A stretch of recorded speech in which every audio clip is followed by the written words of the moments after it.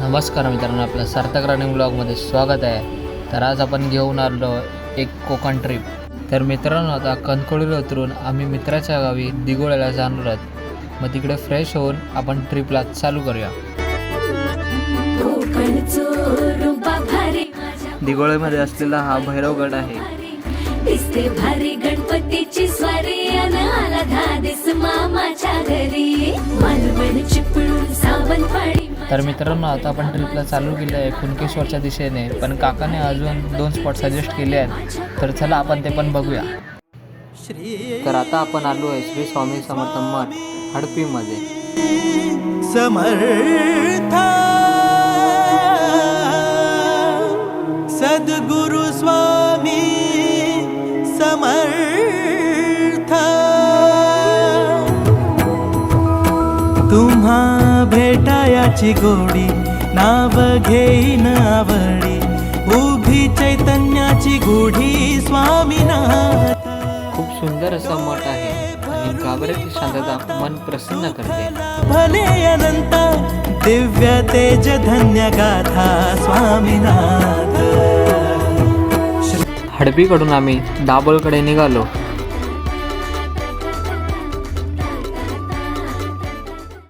तर मित्रांनो, आता आपण आलो आहे सिद्धिविनायक गणपती मंदिर दाभोळमध्ये। हृदयाच्या तालावर नाचे गणेशू, हृदयाच्या तालावर नाचे गणेशू, निनादाची पैजणे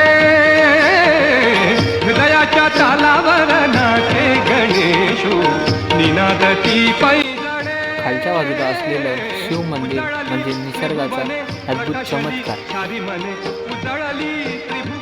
हजारो वर्ष पाण्याखाली असलेलं पंचमुखी शिवपिंड हे स्थापन करून 2001 साली सुंदर असं ओंकारेश्वर शिव मंदिर बांधण्यात आलं। येथील भक्तिमय वातावरण आणि आजूबाजूचा निसर्ग परिसर बघून तुमचा पाय इथून हलणारच नाही।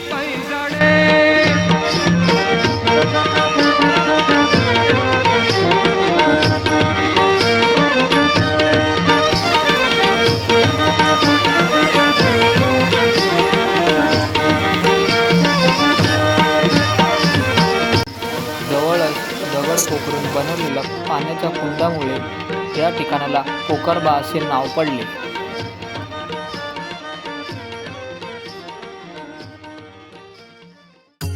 मग पुढे आम्ही कुणकेश्वर मंदिराला निघालो।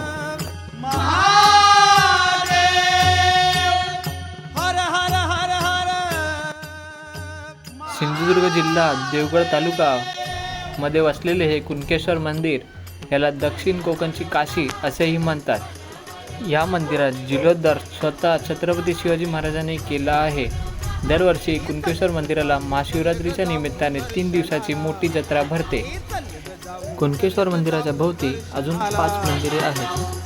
रम्य निसर्गात देव, रम्य निसर्गात देव, शिव शंभू महादेव, चल पाहूया कुणकेश्वराला।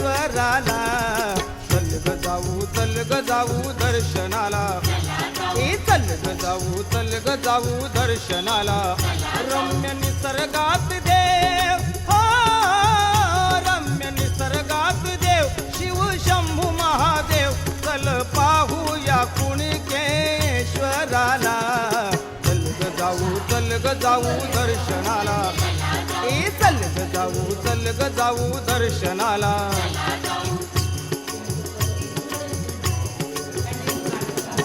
जटाधारी आहे गंगाधर, भव्य समुद्र तीरावर, नांदे काशीचा विश्वेश्वर, दारी भक्ताला परमेश्वर, शिव शंभू तो भोळा, शिव शंभू तो भोळा। एका बाजूला स्वच्छ सुंदर लांबचा लांब पसरलेल्या मौसा रेतीने हा समुद्र किनारा आणि समोरच आहे महादेवाचे जागृत मंदिर।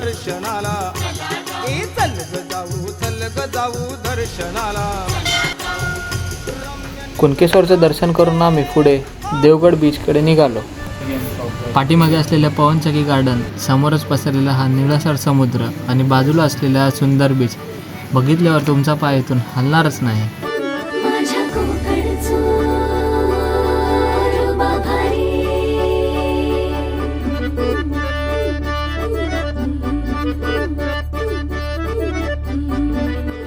तर मित्रांनो, आता आम्ही दिघोळे गावातून कणकवली स्टेशनला मुंबईला निघालो. तर आता आपण व्लॉगला एंड करूया आणि व्लॉग कसा वाटला असेल तर कमेंट करून सांगा.